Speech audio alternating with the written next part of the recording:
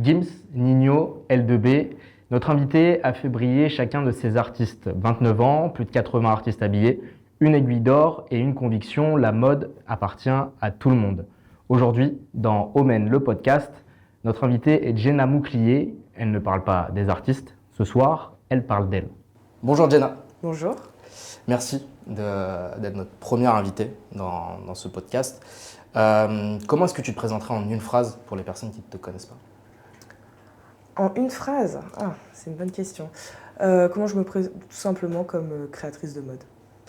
Gims, Ninho, Franglish, donc comme je disais, ils font partie des nombreux artistes que tu as habillés. Quelle pièce a été vue par des milliers de personnes qui a marqué un moment particulier pour l'artiste dont tu es la plus fière aujourd'hui? Je pense que c'est pour la Coupe d'Afrique des Nations, quand Taïk il a porté ma veste pour la CAN et vraiment c'était devant des millions de gens, donc en fait c'est vraiment impactant. C'était ça qui était cool, de savoir que tout le monde allait se réunir sur cet événement, aller regarder, et voilà. Le sentiment que tu as ressenti à ce moment-là? De la fierté, c'est la satisfaction d'avoir fait quelque chose par soi-même, de le voir mis en scène, porté. Oui, c'est satisfaisant. Pour ceux qui n'ont pas le contexte, c'était dans quel contexte qu'il a porté cette pièce?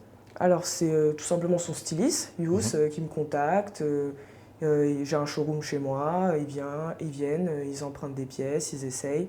Et du coup, ils ont sélectionné cette pièce, qui était une des pièces de mes dernières collections à l'époque, tout simplement. Et c'était dans un stade, Pour la CAN. C'était dans le stade lui-même Oui, où il a performé, pour bien recontextualiser. Exactement, c'est une performance au début, avant que ça commence. Il y avait Dadju et Taï qui chantaient, et voilà. Donc, du coup, impact mondial, automatiquement. Tout à fait. Et une visibilité la plus grosse, du coup, que tu as eue? Je sais pas, on peut... Je sais pas si on... Je peux pas te quantifier ça, en fait, on sait jamais. Tu sais, parfois les vêtements, ils partent dans des pays, je suis même pas au courant, ils sont portés par des artistes, je sais pas combien de personnes ont vu ça.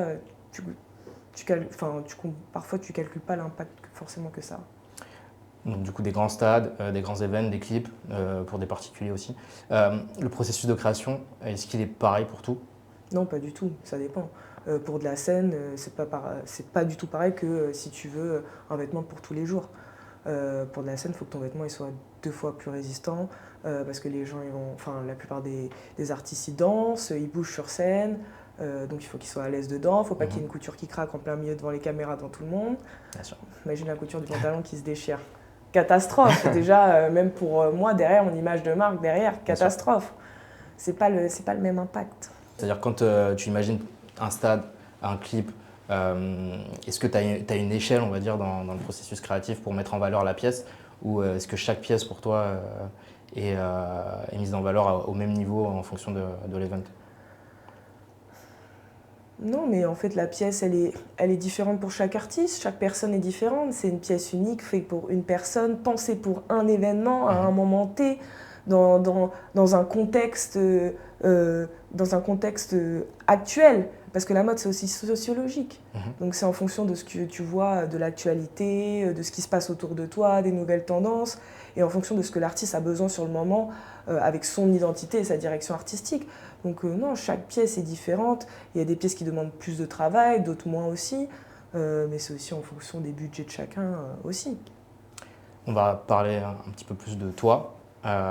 Tu me disais dès 3 ans, déjà, tu coloriais des robes de mode, on va dire. Donc, tu dirais que dès la naissance, tu étais prédestiné à avoir ce chemin-là avec la mode? Alors, je ne sais pas si j'étais prédestinée, mais effectivement, j'ai grandi dans un univers assez créatif. Mon père il travaillait dans le flaconnage de parfumerie. À l'époque, c'était très lié à la mode, le parfum et le flaconnage. J'avais mon oncle qui était directeur artistique directeur créatif d'une grande marque. J'ai toujours baigné autour d'artistes en fait. Donc oui, j'étais peut-être prédestinée à avoir une carrière d'artiste, après que ça soit dans la mode, dans autre chose.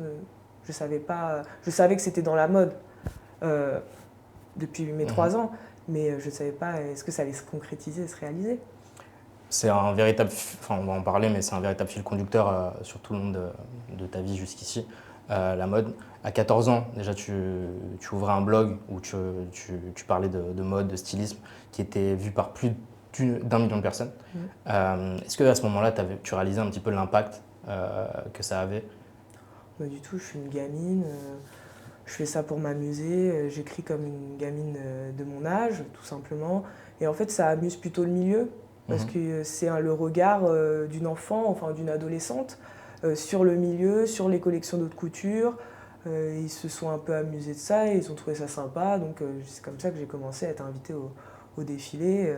Et mon père d'ailleurs a pris la suite parce qu'il a commencé à ouvrir son blog de mode et à se trouver une véritable passion dans l'écriture pour la mode. Alors que de base il était justement dans le flaconnage de parfums. Donc voilà, on s'est lancés tous les deux en fait aussi, parce qu'il y a beaucoup de soutien de la famille derrière aussi. Comment tu qualifierais ta vision à cette époque-là de la mode? Oh, bah, pour moi, je m'amusais. C'était comme un jeu. Vraiment, j'avais pas de vision sur le marché, sur le business. C'était vraiment pas comme aujourd'hui que j'ai ma société. À l'époque, pour moi, c'était 100% créatif, 100% du fun. Juste profiter, de regarder de belles robes, analyser, dire ça j'aime pas, découvrir aussi ses goûts. Ouais. Ce qu'on aime soi, parce que découvrir ce qu'on aime soi, c'est découvrir aussi qui on est, d'une certaine façon. Surtout à cette période-là, à 14 ans, quand tu cherches un petit peu. Et même encore aujourd'hui, à 29 ans, en tant qu'artiste, tu te cherches perpétuellement jusqu'à un moment, je pense, je pourrais pas dire si ça va s'arrêter ou je vais continuer à me chercher toute ma vie, parce que je sais pas. Mais en tout cas, à 29 ans, oui, encore. La mode, c'était important dans ta famille, au point même que c'était le seul motif valable pour pouvoir manquer l'école. Ah oui, j'avais pas le droit d'être malade. Par contre, j'avais le droit d'assister au défilé quand j'étais invitée. Donc ça, c'était vraiment... ça, mon père, il a été cool. Mais c'est aussi une façon d'éduquer, d'être pédagogue et de montrer c'est quoi le milieu aussi, je pense. Ça m'a beaucoup aidé. J'ai un bon background mode, du coup, grâce à ça, ce qui m'a beaucoup aidé aussi en école de mode. Donc il m'a un peu éduqué, oui, tôt, mine de rien.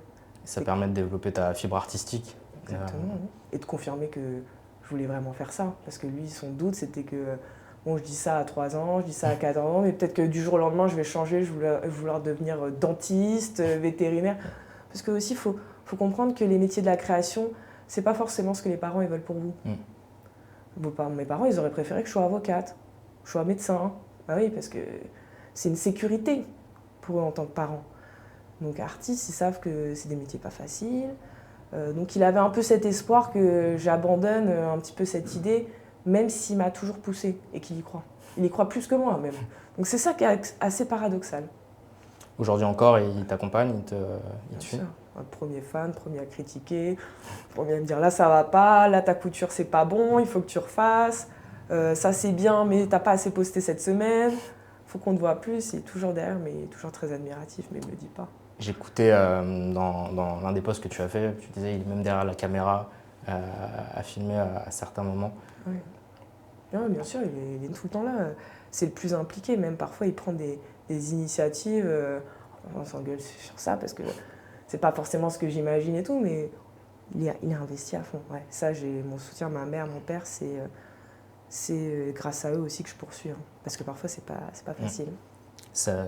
J'imagine on y reviendra.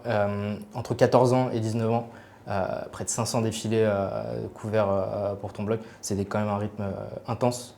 Oui, c'est un rythme intense, hein. Tout à fait. Hein. Faut pas croire que... Puis c'est un travail. Hein.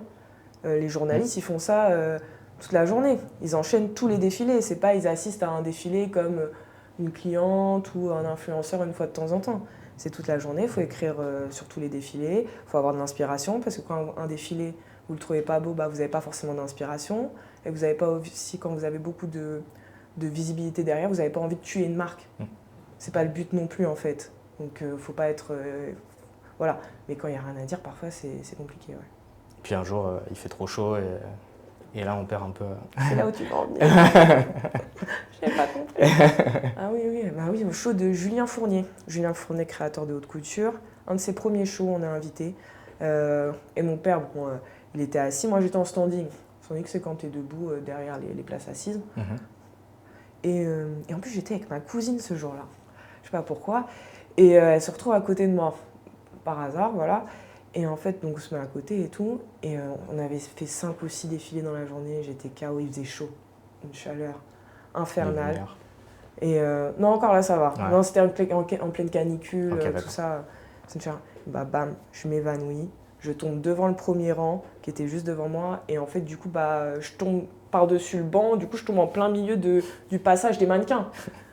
Et ça, c'était. Enfin, bref, c'est drôle en y repensant, mais sur le moment, c'est pas drôle. Et en plus, c'était la première fois que je m'évanouissais. Je ne savais pas c'était quoi la sensation. Je me révèle en plein milieu du catwalk, comme ça, on m'extirpe et tout. Et en fait, pour me rattraper un petit peu, j'ai dit. Déjà, la collection était très belle. Hein. C'était très, très belle. Mais pour m'excuser de m'être évanouie, j'ai dit que j'étais tombée tellement dans un état second, tellement les créations étaient belles, voilà. Ça l'avait beaucoup amusé, le créateur, il avait republié tous mes articles et tout, justement à ce propos. Une histoire qui s'est bien finie. Du coup, par la suite, donc, tu continues tes études, tu entres à l'ESMOD, où tu finis major de promo, aiguille d'or, et tu es repéré par le gouvernement chinois. À ce moment-là, ça va assez vite. Qu'est-ce qui se passe dans ta tête quand ils décident de t'emmener avec eux jusqu'en Chine à la sortie de ton diplôme? Bah, en fait, t'as pas trop le temps de réfléchir. Tu vois la proposition, le business avec les étrangers, ça va super vite. Tu signes le contrat, 2 semaines après, tu es dans l'avion. Moi, j'ai pris 2 fois l'avion dans ma vie, j'ai fait 1 heure de trajet, une fois pour aller en Allemagne, une fois pour aller au Portugal. Et là, tu pars, tu prends 12 heures d'avion, tu sais pas à quoi t'attendre, tu es là avec toutes tes créations, est-ce que ça va bien se passer parce que tu es sûr quand même en Asie, là, c'est vraiment à l'autre bout du monde, hein, carrément. Et non, tu sais, tu es tellement. Tu as le décalage horaire, tu n'as pas le temps de penser à ce qui va se passer. En fait, tu te laisses suivre dans l'organisation telle qu'ils l'ont prévu, voilà. Mais c'est super cool, c'est impressionnant quand même. Et donc voilà. Et une fois sur place, tout se passe bien pour toi? Tout se passe bien. Je devais signer mon. En fait, ils avaient choisi 3 créateurs qui partaient, dont moi, pour tester un peu le marché, pour voir quelle collection allait plus plaire au marché asiatique et tout. Donc finalement, c'est ma collection qui a le plus plu. Ils décident de financer Enfin, on parle avec les patrons et oui, sur le contrat, ils veulent financer ma marque, ils veulent que je vienne m'installer en Chine, tout frais payé, et ils me développent des ateliers et ils me distribuent. Donc vraiment, pour un créateur, c'est génial, parce que tu as juste à créer, il y a toutes tes clés en main. Je rentre de France pour déposer toutes mes collections, pour finir quelques papiers que j'avais à finir. Ils devaient renvoyer un deuxième contrat et tout, sauf qu'il y a le Covid qui est arrivé. Donc ça a gelé tous les contrats. Comment ça se passe dans ta tête à ce moment-là quand tu passes c'est toutes les portes ouvertes, c'est parti parce que tu sors d'école, il ne faut pas l'oublier. Donc tu vois le lancement de ta carrière, les portes s'ouvrir et d'un coup le rideau tombe, quoi. Ouais, bah c'est un choc, mais je me suis pas laissé aller, hein. J'ai continué, je me suis dit, il y a aussi un truc qui était bizarre, je me suis dit bon, ok, bon, maintenant que je vais dire ça, je vais plus pouvoir aller en Chine, punaise. Mais il y avait marqué dans les contrats qu'on devait aller voir les usines. Après nos défilés, parce qu'il y avait un shooting et le défilé, aller voir les usines et tout. Mais en fait, on n'est pas allé voir les usines, nous sommes allés voir les showrooms des usines, ce qui n'est pas du tout la même chose. Donc après, voilà, dans quelles conditions auraient été faits mes vêtements? Est-ce que je veux faire de la grande industrialisation alors que, sachant que dans mes derniers stages, j'avais fait plutôt des choses haute couture, même à l'école, plutôt haute couture créateur, axé sur ça. Donc pas de la grande industrialisation. Donc, est-ce que c'est ce que j'avais vraiment envie de faire? Mais je pense que la vie t'amène là où tu dois aller, tout simplement. Donc ça devait pas se faire, ça s'est pas fait, c'est tout. Puis bon, au final, tu ne regrettes pas, non, pas pas du tout. Mais mine de rien, quand même, quand tu rentres, donc, que tout ça se passe, tout est fermé. Comment est-ce que tu arrives à relancer ta passion et ton objectif dans ces conditions? Bah, j'ai beaucoup de chance, c'est que j'ai des maisons d'haute couture qui me donnent tout leur stock dormant, tout ce qu'ils veulent plus, leurs tissus, leurs galons, leurs fournitures. Donc je suis allée les chercher pendant le Covid tout simplement, parce que c'était pas très loin. c'est parce que je suis quand même là où je suis, où je travaille, c'est quand même le centre de l'activité. Voilà, et grâce à ça, j'ai pu continuer à créer tout simplement. Les merceries aussi ont commencé à réouvrir parce que les gens fabriquaient leurs masques, c'est à l'époque. Ouais, Ils avaient commencé à réouvrir les merceries, donc ça m'a un peu arrangé.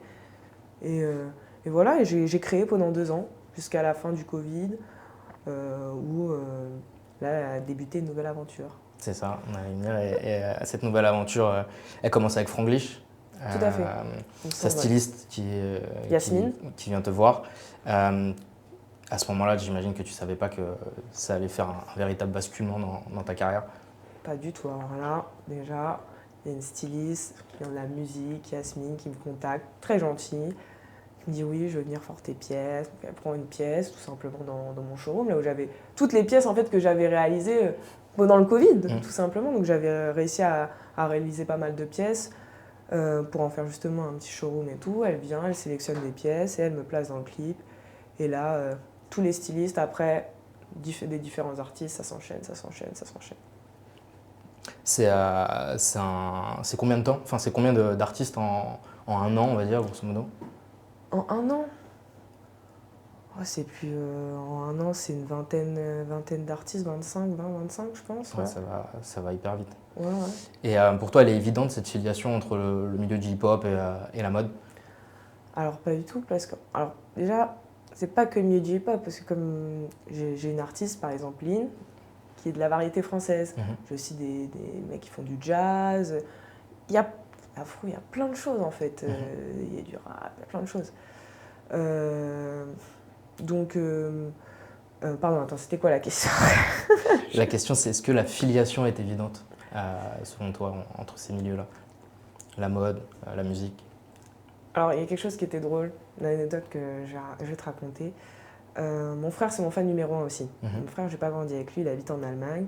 Quand on se voit, je lui montre tous mes sons français, il montre tous ses sons allemands. Voilà, on fait un mix-max, on partage les playlists. Et en fait, quand j'étais jeune, on était en Allemagne sur le banc, devant le Main. Et en fait, je lui dis un jour, tu vois, Nino, je l'habillerai, tu vois, je l'habillerai, machin. Mais j'avais 18 ans, tu vois. C'est fou. Et je m'en souvenais même plus, c'est lui qui me l'a raconté. Et il me fait, tu vois, tu l'as fait. Comme quoi, ça a toujours été en toi, toute cette histoire. Est-ce qu'il y a une vraie fibre, là on parle plutôt des rappeurs, le milieu du hip-hop, une vraie fibre mode, ou c'est juste une volonté d'avoir des habits de luxe ou des habits qui claquent, quoi? Ah non, ils veulent des vêtements. Moi, j'ai une conviction qu'à l'époque, ils voulaient vraiment de la marque. Tu vois, du LV partout, du Céline, machin, vraiment, mais voyant. Aujourd'hui, tu vas voir, ils ont peut-être du LV, mais c'est pas forcément voyant. Je pense qu'il y a moins ce souci, c'est vraiment le fait d'avoir des pièces rares ou des pièces uniques. Moi, c'est ça que je trouve ça cool, c'est que tu as une pièce unique pensée pour l'artiste, en fonction de son ADN, en fonction de sa direction artistique, en fonction de son album, en fonction des musiques. Parfois, on va en studio, on écoute, ils me disent, bon, écoute l'album. Et après, tu me fais quelques dessins, tu me dis ce que tu penses en fonction. Il y en a qui ont direct une idée, qui savent tout de suite ce qu'ils veulent. Et il y en a d'autres qui ne savent pas du tout, qui te disent Ligno pour son Sado France, et il a dit à Adem, je brillais. Adem, c'était son styliste. Il a dit, je brillais. Bon, ok, tu veux briller, on va mettre des strass partout, tu vas briller, tu vois. Le contrat était rempli pour le coup. C'est justement ce que je me demande, est-ce qu'il y a un vrai lien? C'est-à-dire, comme tu disais, tu vas en studio, dans le processus de création, tu t'inspires vraiment de leur personnalité et de ce qu'ils veulent faire, ou il y a des intermédiaires et c'est cash, quoi? En fait, les intermédiaires sont utiles. Parce que le styliste, il accompagne son artiste. Donc, il sait exactement ce que l'artiste aime ou n'aime pas. Donc déjà, moi, si l'artiste, il n'aime pas les vêtements fit, slim, forcément, si moi, je ne connais pas l'artiste un minimum et que le style... Parce que l'artiste, je vais le voir, mais pas pendant des heures, pas pendant des mois, comme les stylistes les accompagnent, les voient vraiment dans leur intimité, parce que quand ils changent et tout aussi. Bah oui. Et donc, en fait, ils vont me permettre de faire ce message en me disant tout de suite, non, ça va pas, ça va pas, ça c'est rédhibitoire, machin. Donc, du coup, moi, je vais direct à l'essentiel. Et ça me fait gagner vraiment du temps. Et il y a des artistes, oui, tu te fais ami, forcément, auxquels tu deviens plus proche. C'est des relations humaines aussi. Tu as une vraie continuité, une vraie filiation. Par exemple, tu fais une pièce, 2 pièces, 3 pièces. ça se suit, c'est pas juste des one-shots globalement. Ah non, la plupart du temps, En fait, ce qu'il faut comprendre, c'est que les stylistes, il y en a qui ont leur artiste attitré, et les artistes, voilà, les stylistes, il y en a qui ont leur artiste attitré, mais il y a aussi beaucoup de changements. Il y a aussi des artistes qui changent beaucoup de stylistes, et en fait, l'artiste qui est habillé pour là, tu le connais déjà parce que c'est l'artiste qui est habillé aussi là. Enfin, donc, ils te filent les contrats, en fait, c'est toujours les mêmes stylistes, c'est eux qui te filent les contrats. Voilà, c'est eux qui te filent les contrats. Comment on crée pour des stars comme Gims ou Ninho, par exemple? C'est difficile, il y a une pression supplémentaire? Non, il n'y a pas de pression supplémentaire. Moi, ce qui me stresse juste, c'est quand j'ai pas les mensurations. Non, parce que je veux que, quel que soit le client, qu'il soit connu ou pas, l'important c'est que ton travail il soit bien fait. C'est ton image qui est derrière, c'est ton nom. Dans tous les cas, c'est dans mon intérêt que le travail soit bien fait. Et de toute façon, soit je fais bien les choses, soit je les fais pas. Donc ça c'est clair et net chez moi. Mais non, il n'y a pas plus de pression, pas. C'est un client comme un autre. Toi, la rigueur, c'est la même pour tous. C'est-à-dire que tu fasses une pièce pour un particulier ou pour une grosse star. Bah, ça me semblerait, je sais pas, même discriminant de pas, je sais pas, faire la même chose pour tout le monde. Lors d'un concert, d'un event, t'es sur place à chaque fois ou... J'ai pas le temps. Non. Mais quand il est, parce que je pense notamment au documentaire que tu as fait avec Franglish, je t'ai vu ressentir la pression, tout ça. Tu vis l'event aussi comme si tu étais sur scène, quoi, presque. Ouais, parce que ça, c'était un gros projet. Donc, j'ai aidé aussi dans les backstage à habiller. Il y avait aussi des retouches de dernière minute. Parce que là, on n'habille pas que l'artiste, on habille aussi tout le glitch mob qui est derrière, qui va avec. Donc, ça, c'était un gros travail. Donc, c'est pour ça que j'étais là-bas. Parce que tu fais toujours des trucs de dernière minute quand c'est des gros projets comme ça. Il n'y a pas de souci, on va revenir sur Franglish, ce concert et justement la pression, parce on parlait un peu de ça. Et cet événement, tu as dû jusqu'à la dernière minute, la dernière seconde limite, coudre pour arriver à remettre les tenues en temps voulu, quoi. Oui, parce qu'en fait, les artistes, on les voit très peu de fois, ils ont des emplois du temps très chargés. Donc faire des essayages avec eux, c'est très compliqué. Parfois ça s'aligne à la dernière minute, parfois c'est la veille et tout. Donc moi je dois refaire des trucs en une nuit et tout. Et là effectivement j'avais une problématique, c'est que j'avais dû retailler le pantalon une nuit. J'avais pas eu le temps de faire les poches.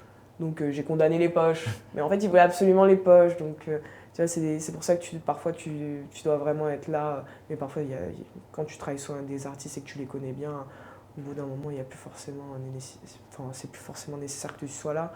Et moi j'ai d'autres choses et j'ai d'autres commandes. Hein. Dès que j'en finis une, j'en enchaîne une autre. Donc il faut que je sois tout le temps au taquet en fait. La conception d'une tenue, ça prend combien de temps, hein? Il y a un tailleur, c'est pas le même travail qu'un bombeur. Du cuir, c'est pas travaillé de la même façon que du satin ou du coton. Ça dépend si tu veux des broderies. Tout dépend du nombre de travail, du nombre de travail que tu as à faire sur une pièce. Hein. Tu as des pièces qui prennent 20 heures comme tu as des pièces qui prennent 500 heures. Et pourtant, tu as été capable de refaire une pièce pour un clip en une nuit. Ouais, ça heureusement que c'était pas une grosse pièce. Hein. Enfin, c'était un ensemble, c'était quand même beaucoup, mais il n'y avait pas de broderie ou les broderies, vraiment, ça te prend une éternité. Mais oui, j'ai dû refaire un ensemble en une nuit pour un très gros clip. En fait, tout simplement parce que ils étaient 3 à chanter pour ce clip. Et en fait, il y en a un qui ne s'est pas pointé le jour du clip. Donc, clip à 100 000 €, je t'explique, location de ouf, avion, hélicoptère, voilà. Donc, il y en a un qui ne se pointe pas, ils tournent quand même avec les 2 autres. Et ils feront un raccord caméra, ils retourneront avec l'autre quelques jours plus tard, ils feront un raccord caméra. C'est ce qui s'est passé, personne n'a rien vu. Et en fait, on me redonne la tenue, on me dit pas que l'assistante de la styliste me redonne la tenue. Comme et si de rien n'était. Ouais, elle me dit, non, ça s'est bien passé. Oui, tout s'est bien passé. Donc elle m'avait pas dit en fait que l'autre s'était pas pointé, qu'ils allaient retourner donc avec des tenues identiques. Donc moi du coup je mets la tenue chez Addicted. Addicted c'est une boutique dans le Marais où je vends mes vêtements. Donc je la mets là-bas, elle se vend dans la journée. Donc business pour moi, génial. Voilà. Et la styliste m'appelle, oui alors on retourne dans 2 jours, j'espère que mon assistante te l'a dit, machin, on a besoin de la tenue. Bah non mais la tenue en fait, je l'ai vendue moi, on m'a rien dit. Du coup, je me retrouve en une nuit à faire la tenue. Bah oui, parce qu'en fait, sinon, tu plantes tous les caméramans qui ont été... enfin, tout le projet, en Énorme fait. budget, Ouais, fini. Parce que ce qu'il faut savoir, c'est que toi, tu fais tout toute seule, de A à Z. exactement. Ouais, ça, c'est... Il va falloir y remédier. Hein. Ça te fait des nuits courtes, des journées qui ne sont pas assez longues de 24 heures, et un planning, j'imagine, qui est, Ouais, qui est sans fin, quoi. regarde quel jour on tourne aujourd'hui. Non, mais oui, mais c'est le même rythme que dans les maisons d'haute couture. Hein. Les maisons d'haute couture, parfois on est des centaines. Bon, après, c'est à plus grande échelle aussi, parce que c'est des plus gros défilés, plus gros événements et tout. Mais on a des dérogations pour parfois ne pas rentrer chez nous pendant 48 heures. Tu es là en train de coudre, tu n'as même pas une demi-heure de pause déjeuner ou autre, et tu couds toute la nuit.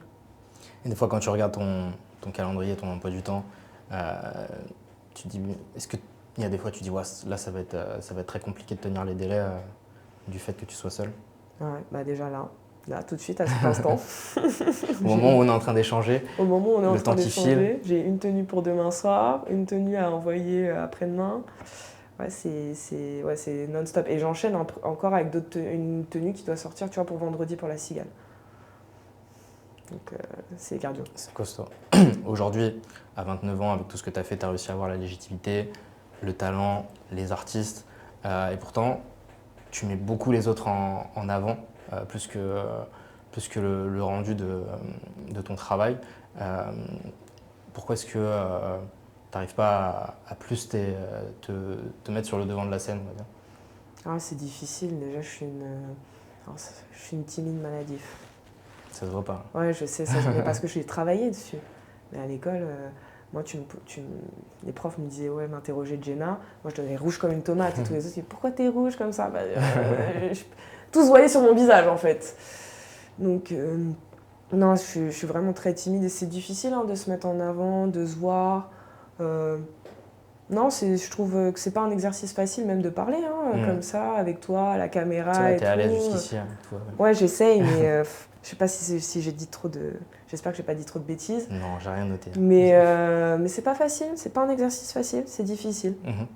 Aujourd'hui, la légitimité, c'est un problème que connaissent beaucoup aussi de créateurs. Il y en a beaucoup qui ont du mal à exploser, à se mettre en avant un peu à ta manière. Qu'est-ce que tu leur conseillerais de faire?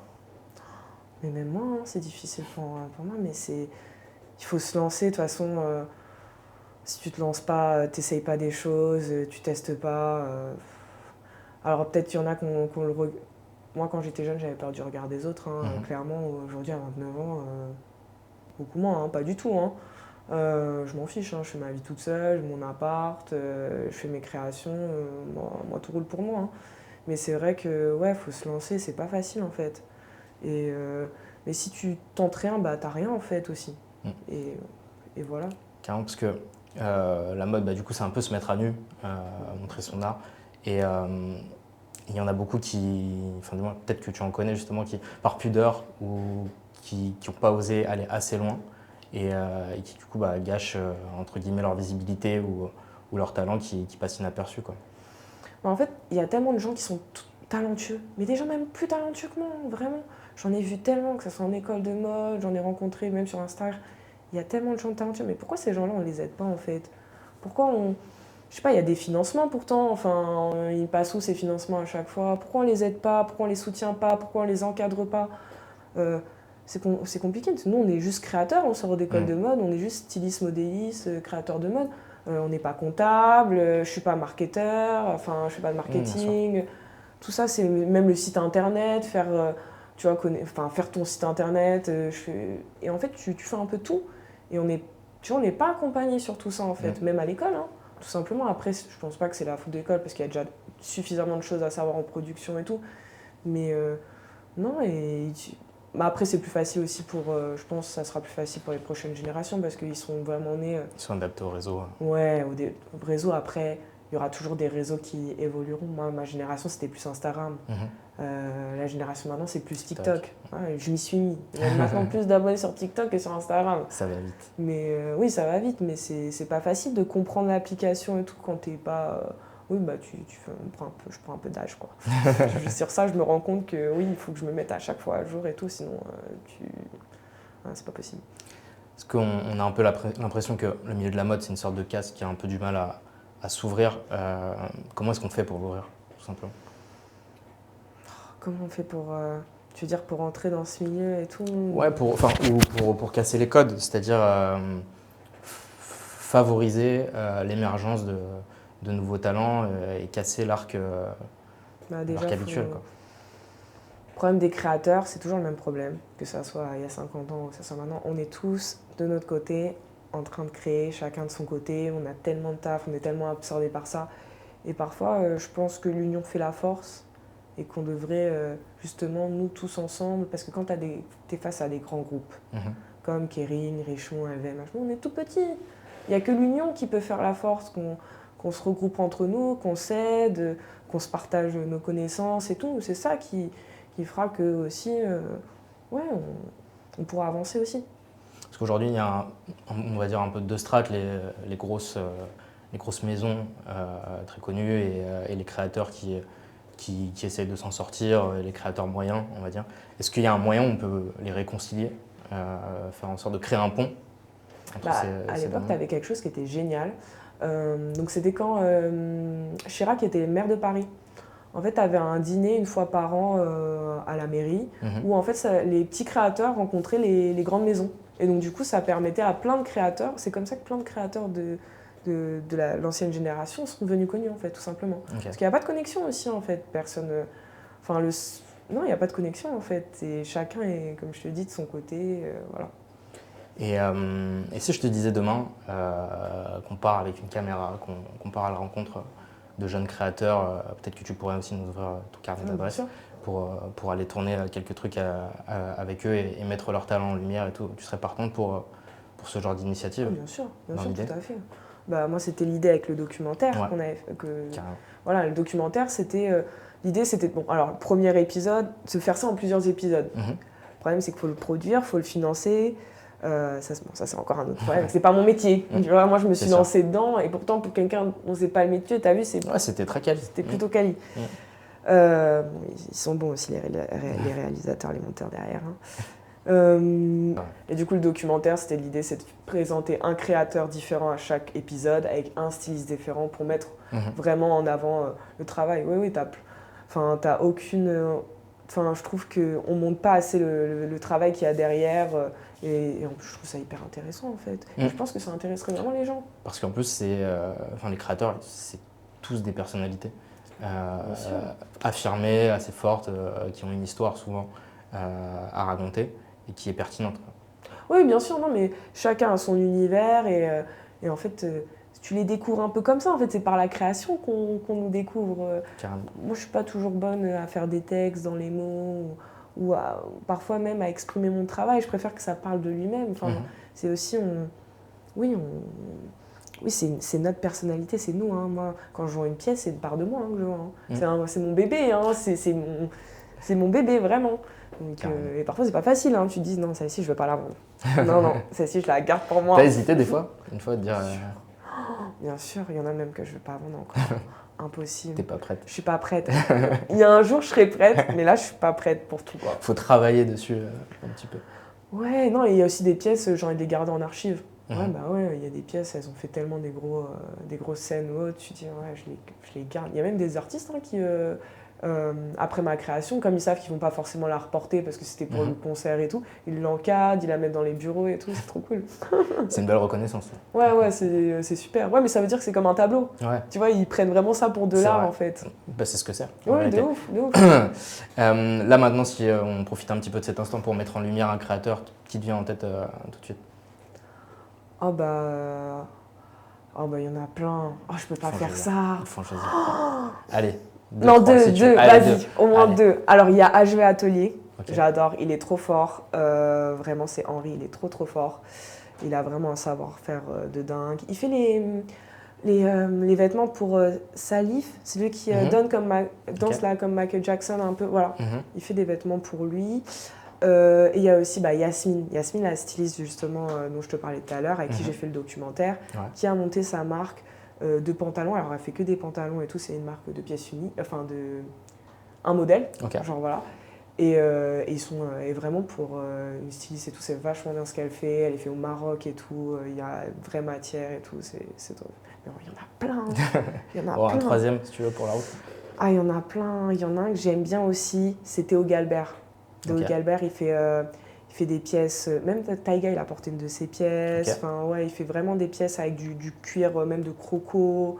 Enfin, vraiment, c'est un vrai travail de luxe, mais plus, quoi. Ok. Comme on peut dire ça, vraiment comme Hermès, quoi. Très costaud. On prend note, on ira les voir et peut-être qu'on ira à leur rencontre avec toi Ouais, avec la plaisir. Je suis prochaine sûre fois. qu'il serait très heureux. Bah, avec grand plaisir. C'est quoi le conseil que tu pourrais te donner aujourd'hui que tu aurais voulu avoir quand tu avais 18 ans? Le conseil que j'aurais voulu avoir, oh, je sais pas si à 18 ans, j'écoute pas vraiment les conseils. Non, mais non, un conseil que moi je fais de mon expérience à moi en fait. C'est vrai qu'il y a beaucoup de gens qui veulent te mettre des bâtons dans les roues dans la vie, ou qui sont jaloux, ou qui croient pas forcément en toi, qui se foutent de toi et tout. Et il y a une chose que j'ai faite, c'est persévérer. Et ça, je pense que c'est un des mots-clés. Il faut persévérer tout le temps, tout le temps, tout le temps. Tu as des échecs, tu as des réussites. Même moi, hein, parfois, il y a des pièces, bah, voilà, il y a des échecs, il faut en parler aussi. Parfois, je ne suis pas toujours au top aussi. Normal, comme tout le monde. Mais il faut persévérer et c'est la clé. Je pense que c'est la clé. Après, on verra, hein, l'avenir me le dira. Hein. Et justement, dans 11 ans, à 40 ans, à quoi ressemble la vie de Jenna Moukli? Bon, déjà, je vais ouvrir plusieurs boutiques. Ça serait bien. Après, ouais, j'aimerais bien avoir ma marque et en même temps être directrice artistique d'une autre grande marque comme Lanvin ou oui, Dior ou autre. Bah, comme un peu Ablo qui était directeur artistique de chez Louis Vuitton et en même temps de Off-White, pardon, je vais plus avoir. Et comme comme Karl Lagerfeld, Chanel, pour lui Karl Lagerfeld, comme plein d'artistes et de développer ma marque, oui, encore plus à une échelle mondiale, monter un groupe de luxe, ça serait bien, avec des créateurs émergents que j'aurais choisi, les meilleurs, bien entendu. Et voilà. C'est déjà assez bien rempli. Ouais. Un beau programme. En tous les cas, c'est tout ce qu'on te souhaite. Merci beaucoup, Jenna, d'avoir été notre première invitée. Et puis, bah, du coup, on va se dire à bientôt parce que Merci on à va toi. partir en tournage. Et puis, je crois qu'on a aussi des événements prévus ensemble prochainement, si tout va bien. Merci Merci à beaucoup. toi, en tout cas, de m'avoir reçu. Avec grand plaisir.